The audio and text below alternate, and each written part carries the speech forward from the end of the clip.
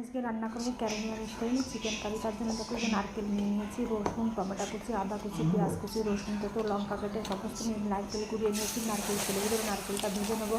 দিয়ে দেবো গোটা গরম মশলা, রসুন আর পেঁয়াজ কুচি আর কারি পাতা দিয়ে নারকেলটাকে খুব সুন্দর করে ভেজে নেবো। কোন জায়গায় ভাজা হয়ে যাওয়ার পরে দিয়ে দেবো মিক্সিতে দিয়ে বেটে নেবো। বেটে নেওয়ার পরে তারপরে দিয়ে দেবো কড়াইতে তেজপাতা,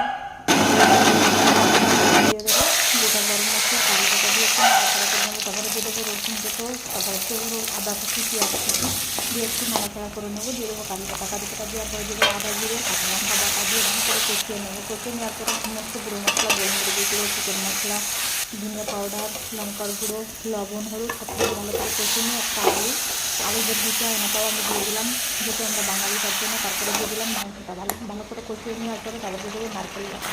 এর ভিতরে গরম মশলা হবে, তার জন্য এক্সট্রা গরম মশলা দেবো না, ধনে পাতা কুচি দিয়ে নামিয়ে নেবো। দেখো কষা কষা।